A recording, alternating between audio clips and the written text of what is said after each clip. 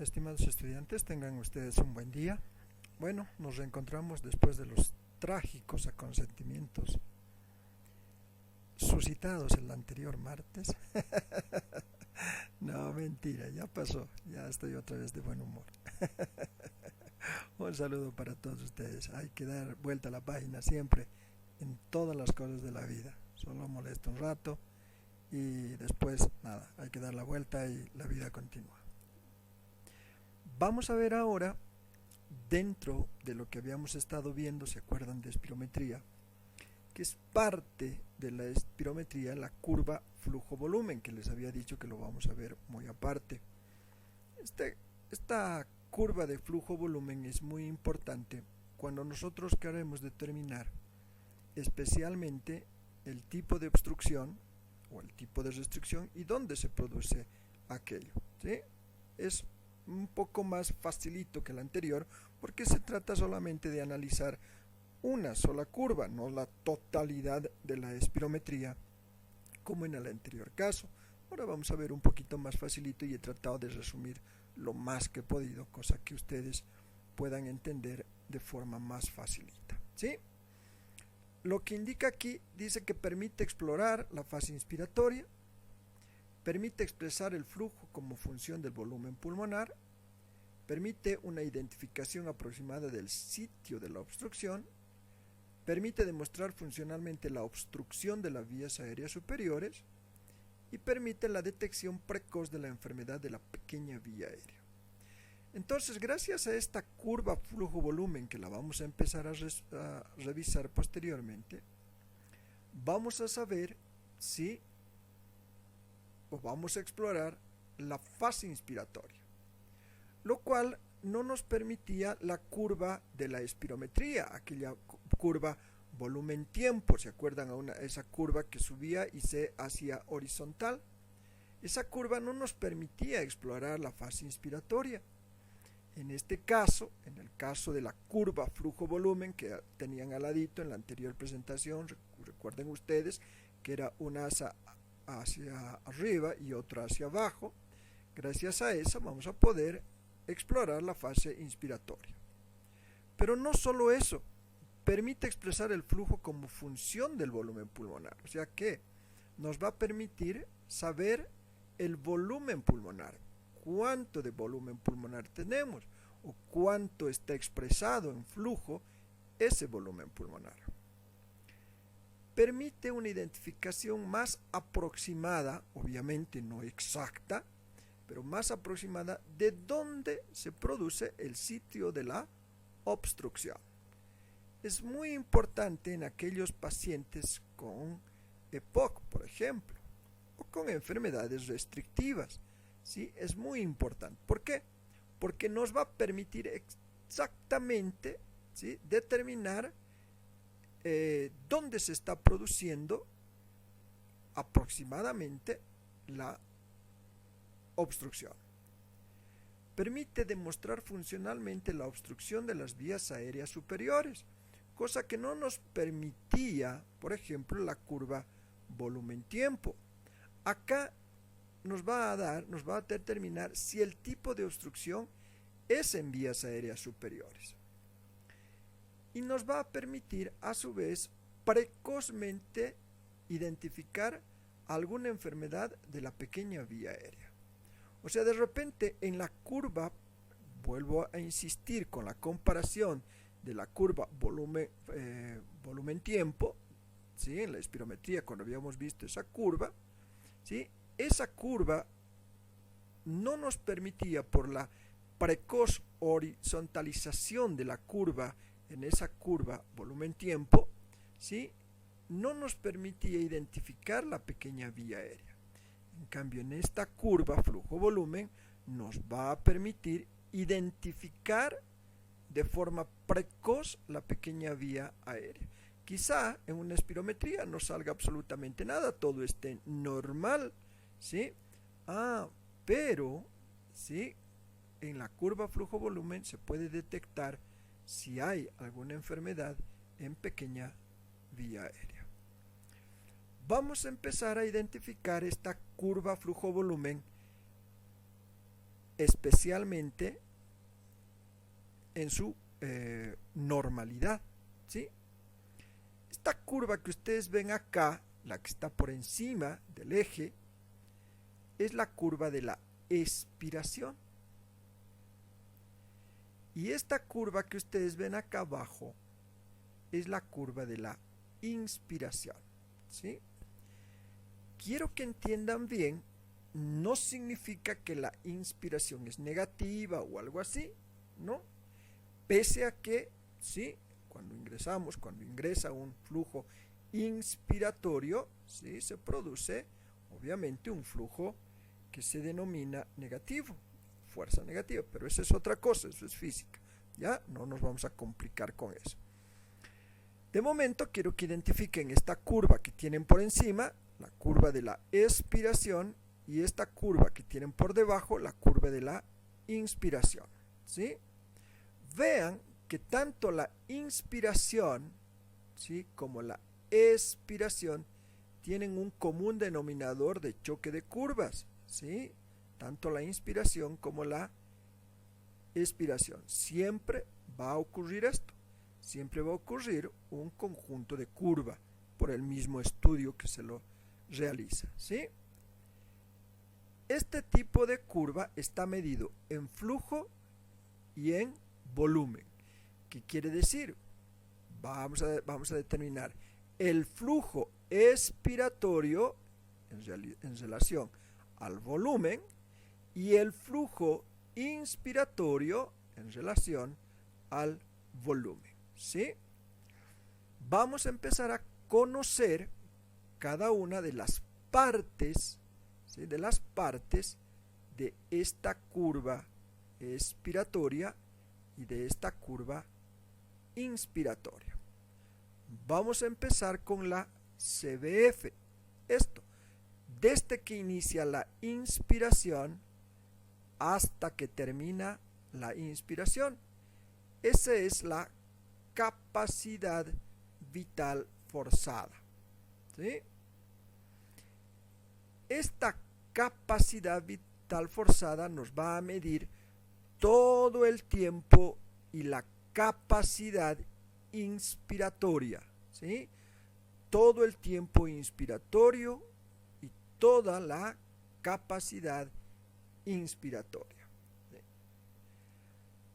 Fíjense ustedes que, por supuesto, la inspiración inicia con un flujo alto, va decreciendo y por último la velocidad del flujo es mucho más lenta. Por eso se marca así esta curva inspiratoria normal, porque de inicio la velocidad de flujo se marca acá y esta poco a poco va decreciendo esa velocidad de flujo.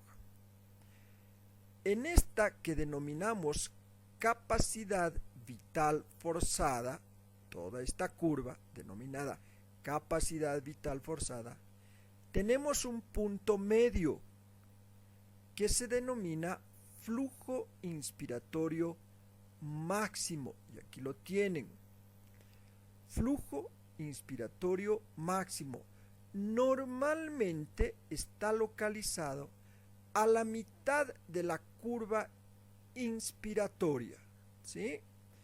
Este flujo inspiratorio, ¿sí?, que marca toda esta curva, tiene un punto medio denominado flujo inspiratorio máximo que está exactamente en la mitad de la capacidad vital forzada de toda la curva.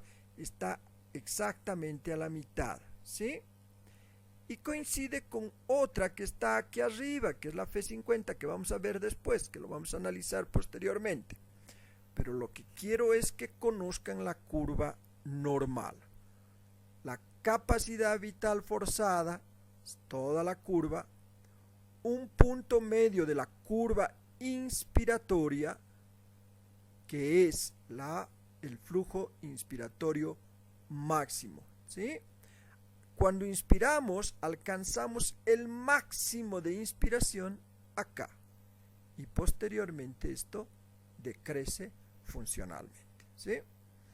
Una vez más, capacidad vital forzada en relación flujo-volumen, un punto medio de la inspiración denominada flujo inspiratorio máximo justo a la mitad de la capacidad vital forzada o a la mitad de la curva inspiratoria, ¿sí? Muy bien. Ahora vamos a ver, ¿sí? Ahora vamos a ver la curva expiratoria, ¿sí? Esta curva que asciende rápidamente, fíjense en su flujo, es un flujo rápido, vertiginoso, y que decrece posteriormente, pero no cae exactamente como esta, ¿sí? Toda esta curva significa expiración, ¿sí? Fíjense que el flujo es mucho más alto, ¿sí? No es una curva como esta, no es una curva así, ¿sí? Es una curva ascendente, ¿sí? Rápido, de flujo rápido, y una curva descendente de flujo lento. ¿Por qué? Porque hay mayor volumen. No es una subida y bajada abrupta, ¿sí? No es una subida y bajada abrupta. Es una subida rápida y una bajada en curva más lenta. Muy bien, vamos a empezar a conocer las características de esta curva, ¿sí? Esta curva tiene un pico de flujo de máxima velocidad, ¿sí? Que se denomina pico de flujo, ¿sí? Pico de flujo expiratorio, que es la máxima velocidad de flujo alcanzada en la fase expiratoria. Y esto alcanza un pico. ¿Qué quiere decir? Que cuando se está expirando, se expira normalmente, naturalmente, y alcanza un pico expiratorio, ¿sí? Y posteriormente a este pico de flujo expiratorio, decrece la curva, que se la divide en tres partes, ¿sí? Denominada F25, F50 y F75, ¿sí? ¿Qué significa? F25, velocidad de flujo al 25% de la capacidad vital forzada. ¿Qué quiere decir? Que esta F25, este pico expiratorio, ¿sí? Está al 25% de esta curva de la capacidad vital forzada. Si ustedes ven acá, ¿sí? Este es el 25% de esta curva. En realidad, si ustedes alargaran esta línea, alargaran hasta acá, estamos exactamente en el 25% de la capacidad vital forzada. Tenemos la F50, que es la velocidad de flujo expirado, la F50, la velocidad de flujo expirado al 50% de la CBF. ¿Qué quiere decir? Que una vez que alcance el máximo de flujo, ¿sí? El pico flujo, esta va a decreciendo. Este decrecimiento de la curva alcanza un 50%, ¿sí? 25, 50, que coincide exactamente con la mitad y el 50% también de la capacidad vital forzada. Por eso cuando veíamos aquí, ¿sí? Veíamos el FIM, ¿sí? Decía, el flujo inspiratorio máximo normalmente está localizado a la mitad de la curva inspiratoria, por lo cual se llama flujo inspiratorio 50% o simplemente Fi 50. Y esta coincide, ¿por qué se llama Fi 50? Porque coincide exactamente con el flujo expiratorio al 50%. ¿Sí? ¿Qué quiere decir? Flujo expiratorio al 25 y al 50, que coincide exactamente con la mitad de la curva de la capacidad vital forzada. Seguimos bajando la curva y tenemos la F75. La F75 es la velocidad de flujo expirado al 75% de la capacidad vital forzada. Esta curva, ¿sí? Esta F75 coincide exactamente con el 75% de la capacidad vital forzada. ¿Qué quiere decir? Si nosotros una vez más alargamos esta curva, estamos exactamente en el 75% de la curva inspiratoria. Una vez más, esta curva flujo-volumen es la curva normal. ¿Qué quiere decir?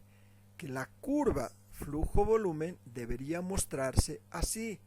Es un gráfico completamente normal, donde hay un flujo expiratorio máximo independiente del esfuerzo y un flujo expiratorio decreciente dependiente del esfuerzo. Así se llama. Y un flujo inspiratorio, una curva inspiratoria, que se muestra de esta manera. Curva expiratoria y curva inspiratoria. Cada una coincidiendo exactamente con el 25, el 50 y el 75%. Vamos a empezar a ver algunas curvas anormales. Por hoy vamos a ver una sola curva.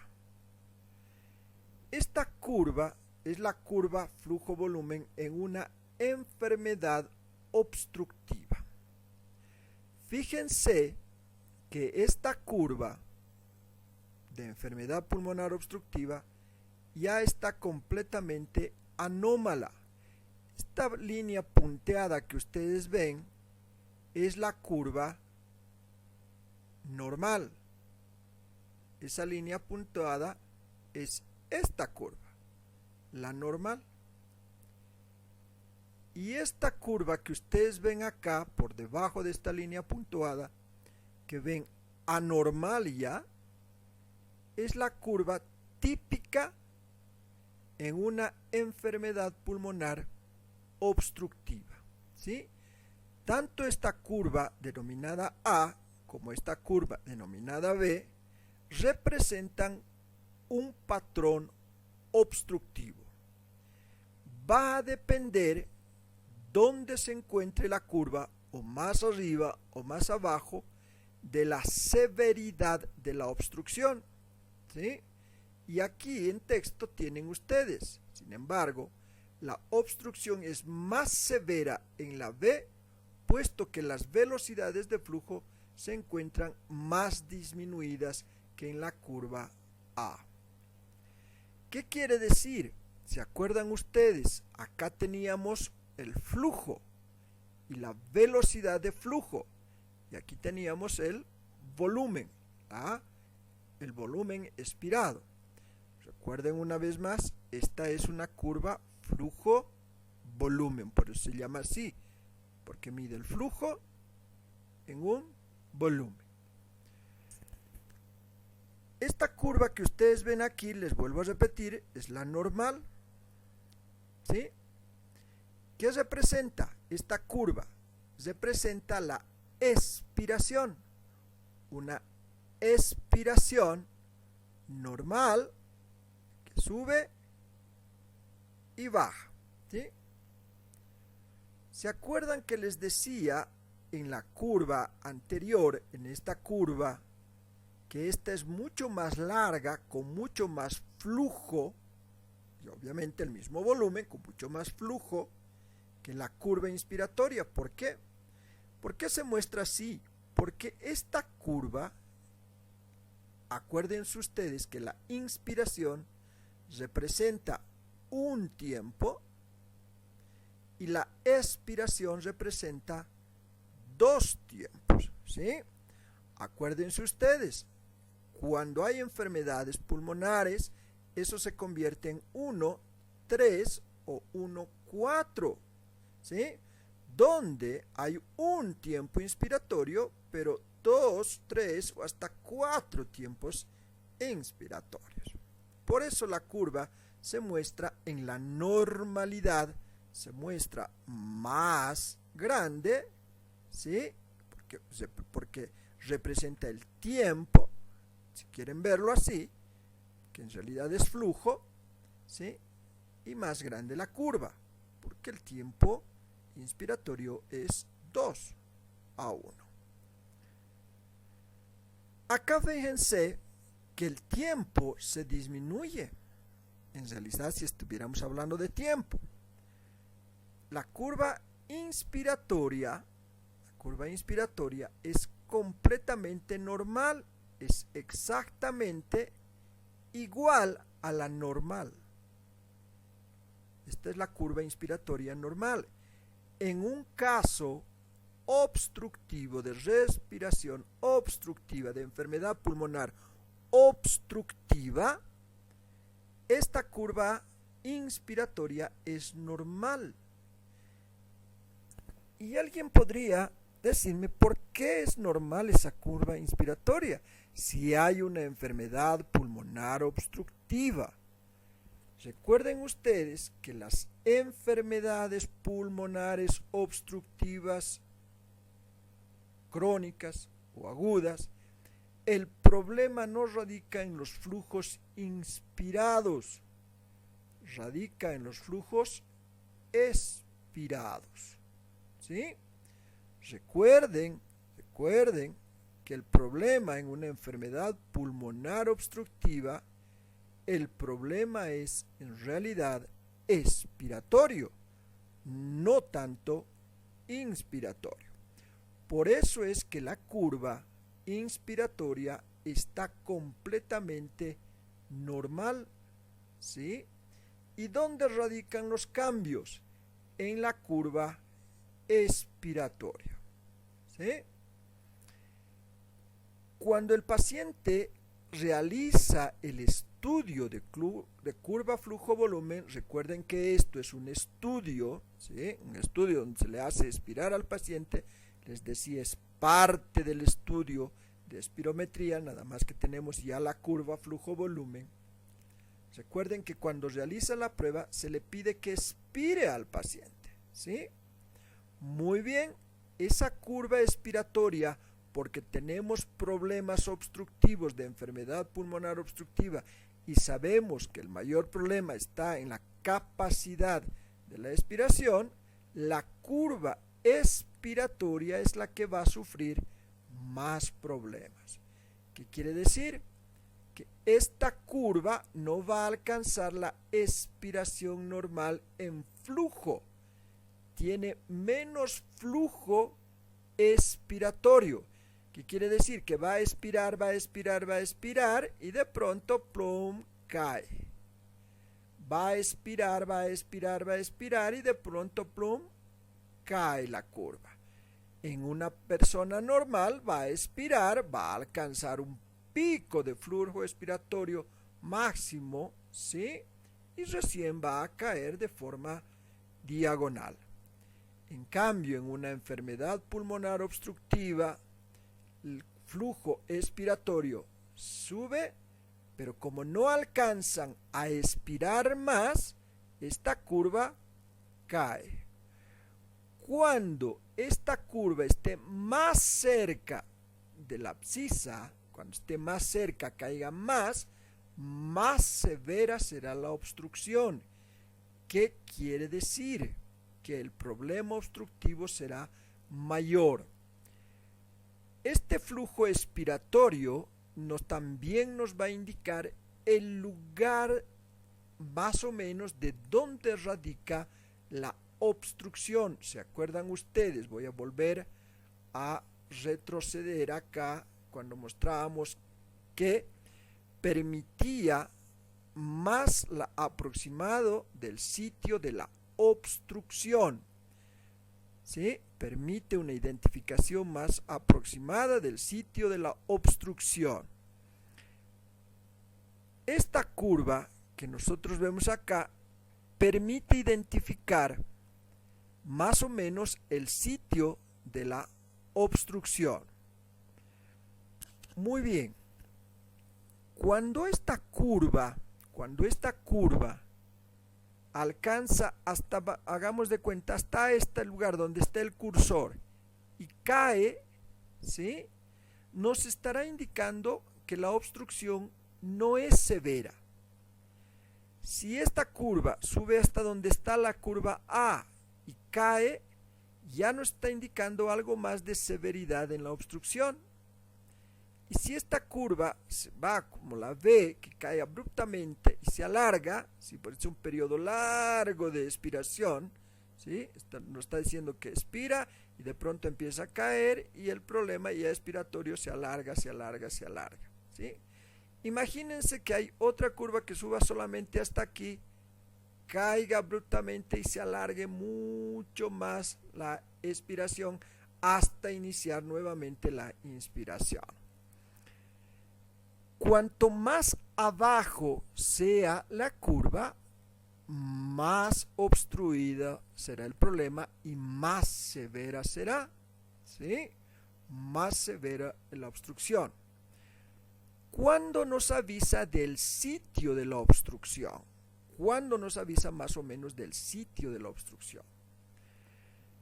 Imagínense ustedes, ¿sí?, cuando empiezan a expirar, quisiera tener aquí una rama bronquial, pero imagínense ustedes una rama bronquial, ¿sí?, de los pulmones, que cuando sale de los alveolos, esa expiración tiene que salir por todas las ramificaciones bronquiales, hasta alcanzar zonas altas.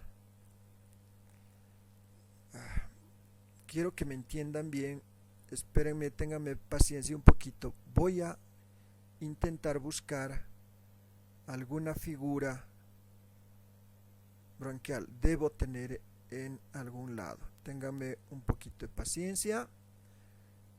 Cuando he hecho la presentación no he pensado en esto, se me acaba de ocurrir recién.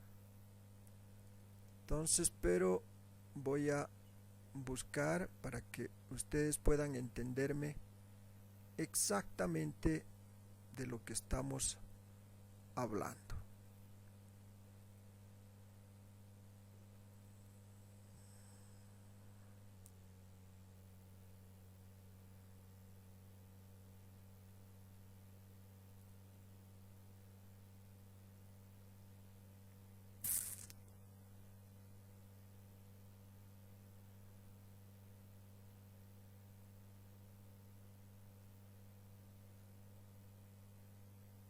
Creo que no.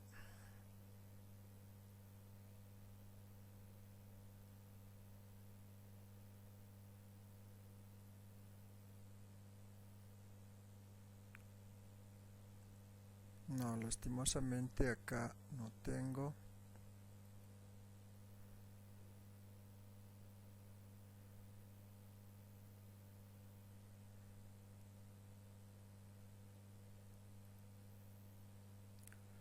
No.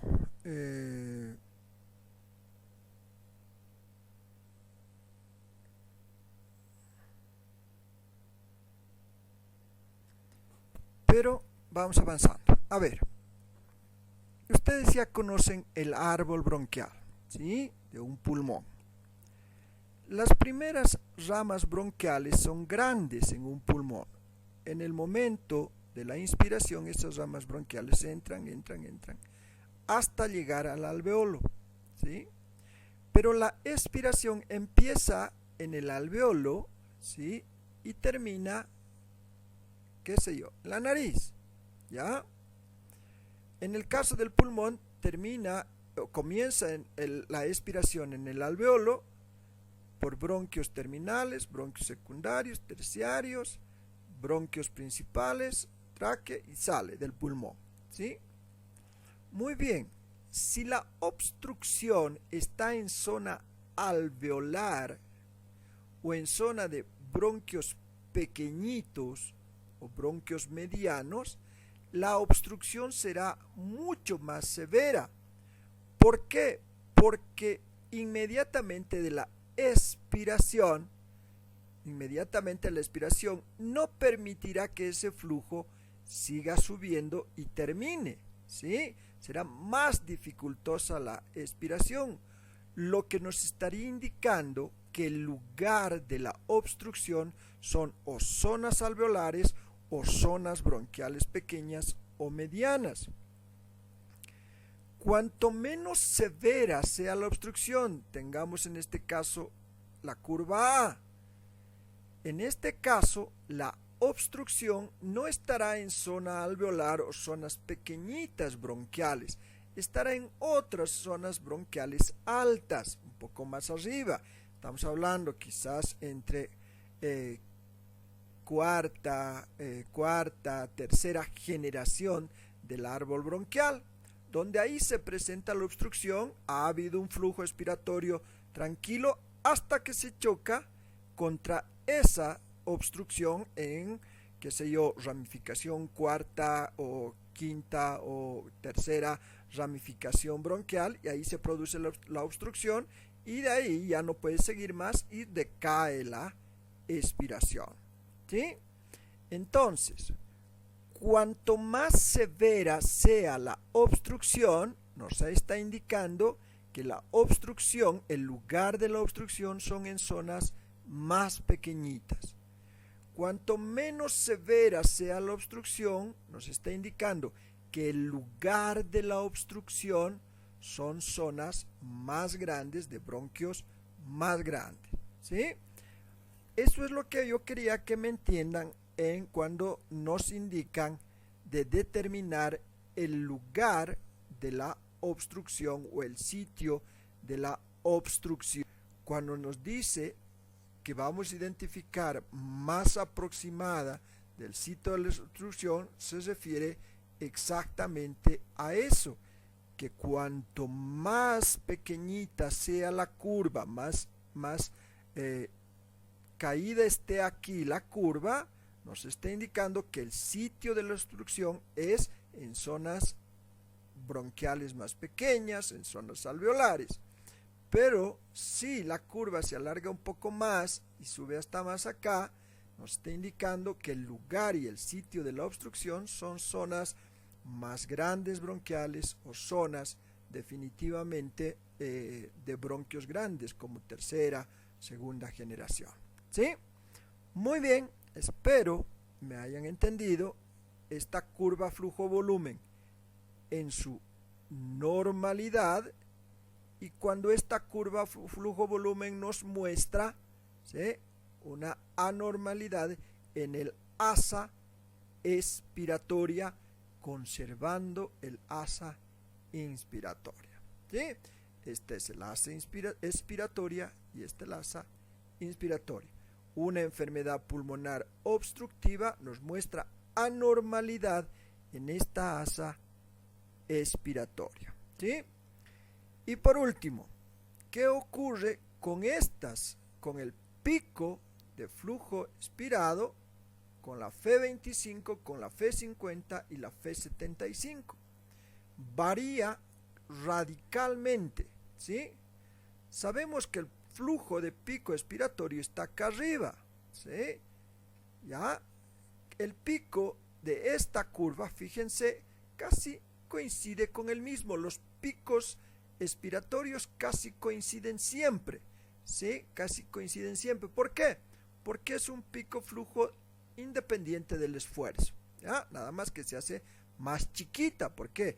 porque les vuelvo a repetir, está expirando, expirando, expirando y cae, ¿sí? Entonces el pico casi se mantiene a un mismo tipo de volumen, que quiere decir que el volumen casi siempre es el mismo, pero el flujo es más caótico, ¿ya? ¿Dónde radica ya el cambio? En la F25, en la F50 y en la F75. La F25 ya no representa la F25 de la curva normal, ¿sí? Ya no representa. La F50, sí, que es esta, que cae exactamente a la mitad de la capacidad vital forzada, en este caso ya no está, porque la F50 de esta curva B, por ejemplo, debería estar acá, y la F75 menos, ¿sí? Ahora, puede que estas curvas, tanto la A con la B, en la F25, F50 y F75 coincidan con la fase expiratoria 25, 50 y la CBF, ¿sí? Coincidan, porque también se ven afectadas los flujos inspiratorios de cierta manera, pero con seguridad esto va a ir modificándose y cambiando, modificando también la F25, 50, 75 en relación a la CBF, ¿sí? Muy bien, entonces por hoy quedamos ahí, espero me hayan entendido y si no, ya saben que pueden preguntar cualquier rato. Un abrazo para todos ustedes.